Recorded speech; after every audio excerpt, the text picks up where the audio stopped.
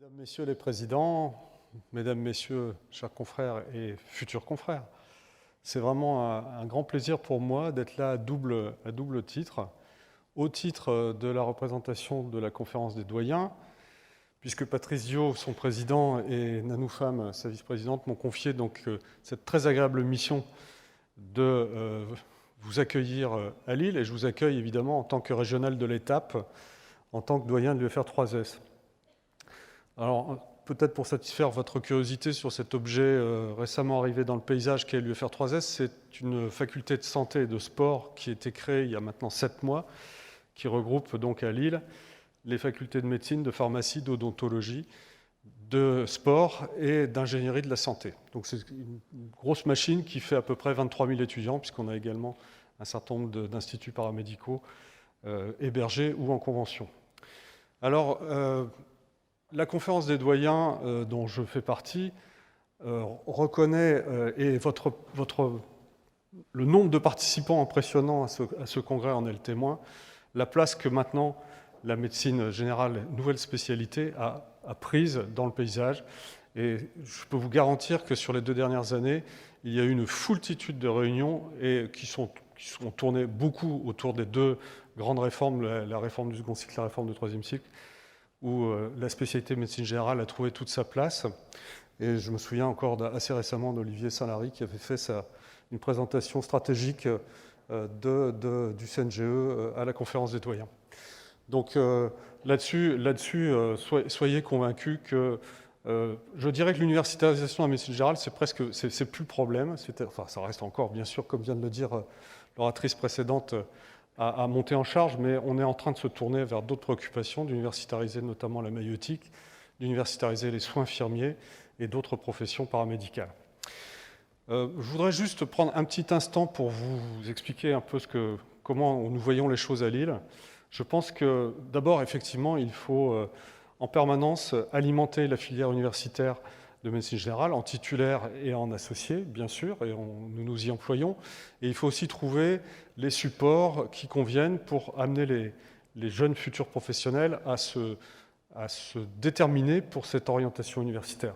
Et à ce titre, il y a un certain nombre de supports qui sont fort utiles. Et tout récemment, nous avons pu, avec l'Agence régionale de santé des Hauts-de-France, mettre en place le dispositif AUMG, qui n'existait pas dans notre région et qui va bénéficier à la fois dans l'Aix-Picardie, à l'Aix-Picardie et à l'Aix-Nord-Pas-de-Calais. Donc il faut qu'on soit créatif et qu'il faut qu'on continue à avancer dans ce repyramidage.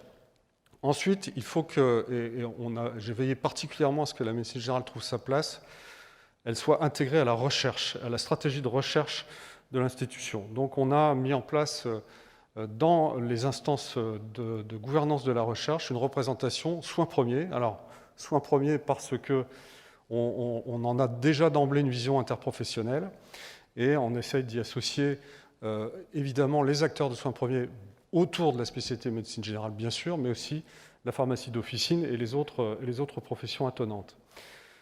La façon de déployer ces stratégies sur le territoire, je suis convaincu qu'elle doit s'adosser sur les maisons de santé pluriprofessionnelles et en choisissant, et c'est la stratégie qu'on déploie à Lille, un processus d'universitarisation, en intégrant à ces MSP une valence formation et recherche plus appuyée.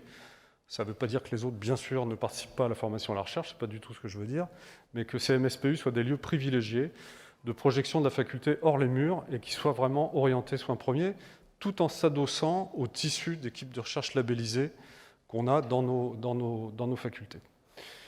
Ensuite, il y a la gouvernance aussi propre de la faculté, et moi j'ai eu le plaisir, en tant que doyen, d'intégrer bien sûr les enseignants à cette gouvernance, qui sont membres du conseil du FR et qui participent aux décisions et aux orientations stratégiques de la faculté. Donc franchement, je pense que, en ce qui me concerne, je dirais que la révolution intellectuelle, elle est faite, la révolution culturelle, elle est faite, et il faut maintenant juste... il n'y a plus qu'à, c'est-à-dire qu'il faut juste faire grossir les rangs et se donner des moyens financiers. Et en cela, pour se donner des moyens financiers pour avancer, il faut aussi qu'on aide cette spécialité à décrocher les appels à projets, en lien avec le CHU. Le CHU a été bienveillant, d'ailleurs, en tout cas à Lille, pour accompagner, en tout cas dans sa dimension recherche, un certain nombre de portages de projets pour que, évidemment, les collègues puissent avoir leur propre thème de recherche et les conduire à bien. Après, il reste effectivement un problème démographique. Pour information, on a une promotion à Lille de 200 internes de médecine générale, et on a un sous-encadrement qui n'est pas propre à la médecine générale, mais qui est en particulier visible pour la spécialité de médecine générale, mais contre lequel il faut lutter. Voilà, en tout cas, ce que je voulais partager avec vous un peu de la vision que nous avons à Lille de cette spécialité et de l'importance que nous y attachons. Et encore une fois, je vous souhaite donc un congrès très profitable et joyeux, auquel vous prendrez le plus de plaisir possible et le plus d'informations possible. Et je vous souhaite donc un très bon séjour à Lille pour ceux qui n'en sont pas originaires.